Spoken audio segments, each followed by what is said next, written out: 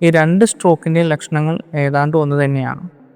നമുക്ക് പെട്ടെന്നുണ്ടാവുന്ന ഈ ബലക്കുറവ് അല്ലെങ്കിൽ കാഴ്ചക്കുറവ് അല്ലെങ്കിൽ സംസാരത്തിലുണ്ടാവുന്ന വ്യതിയാനങ്ങൾ എന്നിവ വന്ന് ആശുപത്രിയിൽ പോയാൽ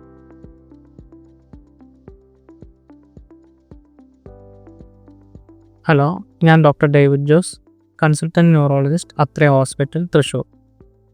സ്ട്രോക്ക് രണ്ട് തരത്തിലുള്ളതാണ് മെയിനായിട്ട് നമ്മൾ കാണാറുള്ളത്.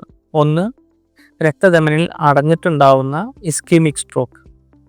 രണ്ട്, രക്തധമനി പൊട്ടി അല്ലെങ്കിൽ രക്തസ്രാവം വന്ന് വരുന്ന ഹെമറാജിക് സ്ട്രോക്ക്. ഈ രണ്ട് സ്ട്രോക്കിൻ്റെയും ലക്ഷണങ്ങൾ ഏതാണ്ട് ഒന്ന് തന്നെയാണ്. നമുക്ക് പെട്ടെന്നുണ്ടാവുന്ന ഈ ബലക്കുറവ് അല്ലെങ്കിൽ കാഴ്ചക്കുറവ് അല്ലെങ്കിൽ സംസാരത്തിലുണ്ടാവുന്ന വ്യതിയാനങ്ങൾ എന്നിവ വന്ന് ആശുപത്രിയിൽ പോയാൽ നമുക്ക് ഇത് സ്കാൻ ചെയ്ത് അത് എന്ത് തരത്തിലുള്ള സ്ട്രോക്കാണെന്ന് അറിയാൻ പറ്റും.